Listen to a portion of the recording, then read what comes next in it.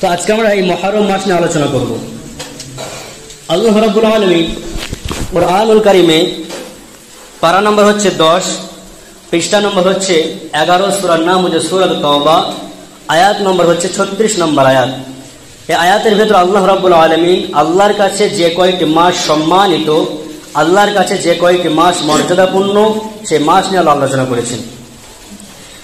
আল্লাহ রাব্বুল আলামিন বলেন, ইন্না ইদ্দাতাশ শুহুরি ইনদাল্লাহি 12 শাহরান ফি কিতাবিল্লাহি ইয়াওমা খালাকাস সামাওয়াতি ওয়াল আরদ মিনহা আরবা'তুন হুরুম যালিকা আদ-দীনুল কাইয়্যিম ফালা তাযলিমু ফীহিন্না আনফুসাকুম।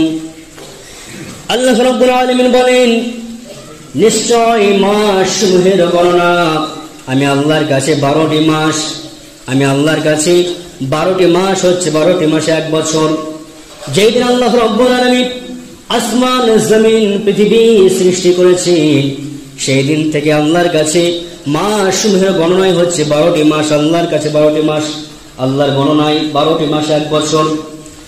আর আল্লাহ জানালেন, এই 12টি মাসের ভিতরে আমি আল্লাহর কাছে 4টি মাস হচ্ছে সম্মানিত মাস।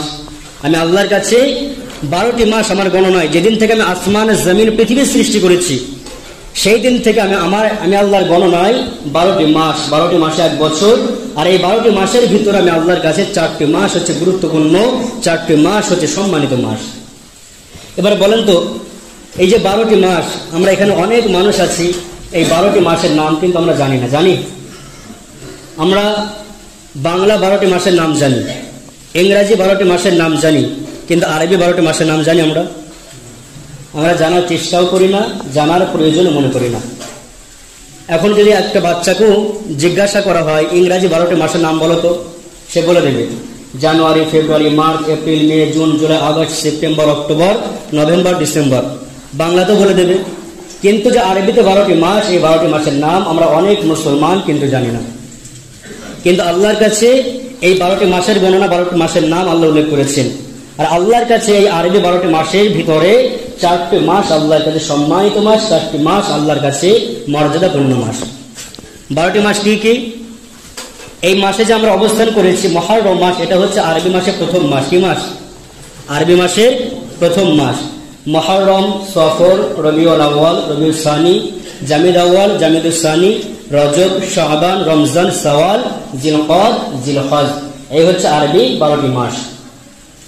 আল্লাহ রাব্বুল আলামিন বললেন, 12টা মাসের ভিতরে আমি আল্লাহর কাছে 4টি মাস হচ্ছে সম্মানিত মাস। এই 4টি মাস আল্লাহ কি আয়াতের মধ্যে বলেন নাই, আল্লাহ রাসূল হাদিসের মধ্যে উল্লেখ করেছেন। সহিহ বুখারী 3197 নম্বর হাদিসের ভিতরে আল্লাহ রাসূল বলেছেন, আল্লাহর কাছে 4টি মাস হচ্ছে সম্মানিত মাস। তার মধ্যে 3টা মাস পরস্পর রয়েছে, আর একটা মাস আরবি মাসের ভিতরে মাস বরাবর রয়েছে। 4টা মাস হচ্ছে আল্লাহর সম্মানিত মাস। তার মধ্যে 1 নম্বর হচ্ছে জিলকদ, জিলহজ, মুহররম, আর একটা হচ্ছে রজব মাস। এই 4টা মাস আল্লাহর কাছে সম্মানিত মাস, মর্যাদাপূর্ণ মাস। কয়টা মাস? এই 4টা মাস, জিলকদ, জিলহজ, যেটা আমরা পার করে আসলাম, কুরবানির মাস, মুহররম, আর একটা হচ্ছে রজব মাস। এই 4টা মাস আল্লাহর কাছে সম্মানিত মাস। আল্লাহ রাব্বুল আলামিন আয়াতের মধ্যে বললেন, ফালা তাযলিমু ফীহিন্না আনফুসাকুম, আর এই সম্মানিত মাসগুলোতে তোমরা ঝগড়া করবে না, নিজের উপর জুলুম করবে না, হানাহানি করবে না, রক্তপাত ঘটাবে না, তোমরা ঝামেলা সৃষ্টি করবে না, মারামারি করবে না, মানুষের গালিগালাজ করবে না। এই সম্মানিত মাসগুলোতে তোমরা বেশি বেশি আল্লাহর আনুগত্য, গোলামি দাসত্ব করবে। এই 4টা মাসে তোমরা কি করবে না? আল্লাহ বললেন কোরআনে, ফালা তাযলিমু ফীহিন্না আনফুসাকুম, এই সম্মানিত মাসগুলোতে তোমরা ঝামেলা করবে না, রক্তপাত ঘটাবে না, ঝগড়া করবে না, বিবাদ করবে না, যুদ্ধ করবে না। এই 4টা মাসের ভিতরে এই মুহররম মাস আছে না নাই বলেন তো? আছে না? এই মুহররম মাস কিন্তু আছে। তাহলে আমরা যে মাসে অবস্থান করতেছি, এই মাসে আমাদের কি করণীয়? আমরা এই মাসে জানি কারবালার কি ইতিহাস রয়েছে জানি না? হযরত হুসাইন রাদিয়াল্লাহু তাআলা আনহু তিনাকে শহীদ করা হয়েছিল। এত নির্মম ভাবে তাকে শহীদ করা হয়েছিল। হুসাইনের ঘটনা যদি বলা হয় এখনো অনেকটা সময়ের প্রয়োজন, কমপক্ষে 1 ঘন্টার প্রয়োজন আছে। কিন্তু যাই হোক, এই সম্মানার্থে, তিনাদের সম্মানার্থে এই মাস আমাদের জন্য কিছু রোজা রয়েছে। কি রয়েছে? কিছু আমল রয়েছে। হযরতে আবু হুরায়রা রাদিয়াল্লাহু তাআলা আনহু থেকে বর্ণিত, তিনি বলেন আল্লাহ রাসূল এক সময় এক ইহুদির পাশ দিয়ে অতিক্রম করতেছিলেন। তো দেখলেন ইহুদি ব্যক্তি রোজা ছিলেন। কি ছিলেন? ইহুদি ব্যক্তি রোজা ছিলেন। তো নবীজি ওই ব্যক্তিকে জিজ্ঞাসা করলেন, আপনারা এই দিনে রোজা কেন? এই দিনে রোজা রেখেছেন কিসের জন্য? ইহুদি ব্যক্তি বললেন, আমরা আজকের দিনে রোজা রাখি একটা কারণে। কারণটা হচ্ছে আজকের দিনে মূসা আলাইহিস সালাম ফিরাউনের সঙ্গে যুদ্ধ করে বিজয় হয়েছিল। ফিরাউনকে আল্লাহ রাব্বুল আলামিন নীল দরিয়ায়, লোহিত সাগরে তাকে আল্লাহ ডুবিয়ে মেরে ফেলেছিল। ফিরাউনের অত্যাচার থেকে মূসা আলাইহিস সালাম পরিত্রাণ পেয়েছিলেন, নাজাত পেয়েছিলেন। এই শুকরার্থে আমরা রোজা রাখি আল্লাহকে খুশি করার জন্য, এই শুকর আদায়ের জন্য, কৃতজ্ঞতা স্বরূপ রোজা রাখি। আর এক হচ্ছে নূহ আলাইহিস সালাম, তিনার যে কিস্তি ছিল, নৌকা ছিল, জাহাজ ছিল, সেই জাহাজটা, সেই কিস্তিটা জুদে পাহাড়ে জুদে সেখানে আটকে ছিল। এই দিনে সেই কিস্তি স্থির হয়েছিল, সেখানে দাঁড়িয়েছিল। তো এই ক্ষেত্রে নূহ আলাইহিস সালাম রোজা রেখেছিলেন।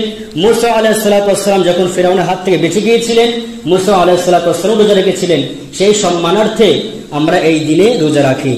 আল্লাহ রাসূল বললেন, তোমরা যদি মূসা আলাইহিস সালামের জন্য আজকের দিনে রোজা রাখো, তাহলে তোমাদের জন্য তো আমি বেশি হকদার। পয়গম্বর মূসা আলাইহিস সালামের জন্য তোমরা যদি রোজা রাখো, তোমাদের থেকে তো আমি বেশি হকদার। নবীজি সেই দিন রোজা রাখলেন 10 মুহররম। নবীজি রোজা রাখলেন আর সাহাবায়ে কিরামদেরকে বললেন, তোমরাও রোজা রাখবে। রোজা রাখলে কি লাভ?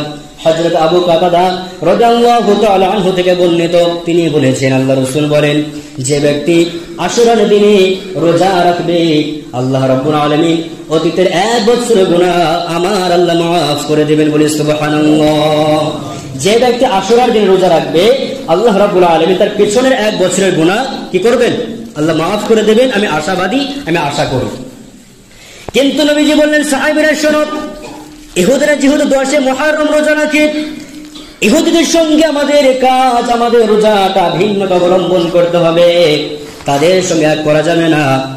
যেহেতু ইহুদিরা 10 মুহররম রোজা রাখে, আমরা রোজা রাখবো 9, 10 অথবা 10, 11 রোজা রাখবো। কোন ব্যক্তি যদি 9, 10, 11 রোজা রাখে, এটা হচ্ছে সবচাইতে বেশি উত্তম, বেশি ফজিলতপূর্ণ, বেশি মর্যাদাপূর্ণ, সবচাইতে বেশি সওয়াবের অধিকারী হওয়া যায়। আবার কোন ব্যক্তি যদি 10, 11 রোজা রাখে, এটা হচ্ছে উত্তম। আবার একটা রোজা রাখা উত্তম, কিন্তু সবচেয়ে উত্তম হচ্ছে 3টা রোজা রাখা। কয়টা বলেন? 3টা রোজা রাখলে সব বেশি। 9, 10, 11, সেটা না পারলে 10, 11, শুধু 10টা রোজা রাখতে নবীজি নিষেধ করেছেন। রাখলেও সমস্যা নেই, কিন্তু না রাখাটা উত্তম, কারণ সেটা ইহুদিদের কালচারের সঙ্গে এক হয়ে যায়। তাহলে এই দিনে রোজা রাখলে কি হবে? আল্লাহ রাসূল বলেন, আমি আশাবাদী অতীতের 1 বছরের গুনাহ আমার আল্লাহ মাফ করে দেবেন। সুবহানাল্লাহ। এই জন্য তোমরা বেজোর ভাবে রোজা রাখবে। আর এই দিনগুলো তো নবীজি রোজা রেখেছেন, কিন্তু আমরা দেখা যায় এই গুরুত্ব দিই না। এই জন্য ইনশাআল্লাহ চেষ্টা করব। আজকে হচ্ছে 8 মুহররম, আজকে হচ্ছে মুহররম মাসের 8 তারিখ, আগামীকাল হচ্ছে 9 তারিখ। তাহলে আমরা যারা রোজা রাখবো, আবার কোনো ব্যক্তি যদি নাও রাখে গুনাহ হবে না। এটা হচ্ছে সুন্নতে গায়ের মুআক্কাদা, কিন্তু রাখলে অনেক সওয়াবের অধিকারী হওয়া যায়। যেহেতু আল্লাহ রাসূল রেখেছেন, সাহাবায়ে কেরামরা রেখেছেন, এজন্য আমরা ইনশাআল্লাহ চেষ্টা করব। এই তো এতদিন তো খেয়ে আসতেছি, তাই না? 2 থেকে 3 দিন যদি রোজা রাখে, অনাহারে থাকি সারাটা দিন, কোনো প্রবলেম, কোনো সমস্যা হবে না। এই জন্য ইনশাআল্লাহ চেষ্টা করব আগামীকাল রোজা রাখার। আমরা আজকে রাতে সেহরি খাবো, আগামীকাল রোজা রাখবো। যদি আমরা 3টা নাও রাখতে পারি, 9, 10, এই 3টা, এই 2টা রোজা আমরা রাখবো ইনশাআল্লাহ। কেন রাখবো? আমরা আল্লাহকে খুশি করার জন্য। আর রাখতে পারলে আল্লাহ রাব্বুল আলামিন আমার পিছনের 1 বছরের গুনাহ আল্লাহ মাফ করবেন। এজন্য আমরা প্রত্যেকটা মানুষ চেষ্টা করবো ইনশাআল্লাহ এই মাসে এই 3টা হোক 2টা হোক রোজা আমরা রাখবো। আর এই মাসে যে সমস্ত অন্যায়গুলোকে আল্লাহ রাসূল ছাড়তে বলেছেন, দেখেন এই মাসে হয়তো এই গ্রামে এই কাজগুলো নেই, কিন্তু অনেক জায়গায় দেখবেন এত বেদাতি কাজ হয়, এত শিরকমূলক কাজ হয়, যে কাজগুলো করলে আল্লাহ সবচাইতে বেশি বান্দার অসন্তুষ্ট হয়ে যায়। দেখেন আল্লাহ রাব্বুল আলামিন বললেন, এই মাসে তোমরা কি করবে না? তোমার রক্তপাত ঘটাবে না, ঝামেলা করবে না, শরীরের উপর জুলুম করবে না, নিজের উপর জুলুম করবে না। কিন্তু দেখা যায় হোসাইনের জন্য তিনার সম্মানার্থে অনেক জায়গায় লাঠি খেলা করে, শরীরের উপর আঘাত করে, এগুলোর উপর বেদাত বলা হয়েছে। এগুলোকে ইসলাম সমর্থন করে না। অনেক জায়গায় বোম ফাটায়, অনেক বাজি ফোটায়, অনেক কিছু করে, শরীরকে ক্ষতবিক্ষত করে ফেলে।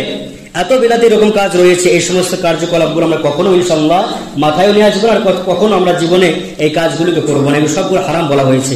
এই জন্য চেষ্টা করবো এই মাসগুলোতে বেশি বেশি জিকির করা, বেশি বেশি ইবাদত করা, বেশি বেশি আল্লাহর আনুগত্য করা, বেশি বেশি আল্লাহর কাছে ইস্তেগফার করা। আমরা প্রত্যেকটা মানুষ মাথায় রাখবো ইনশাআল্লাহ।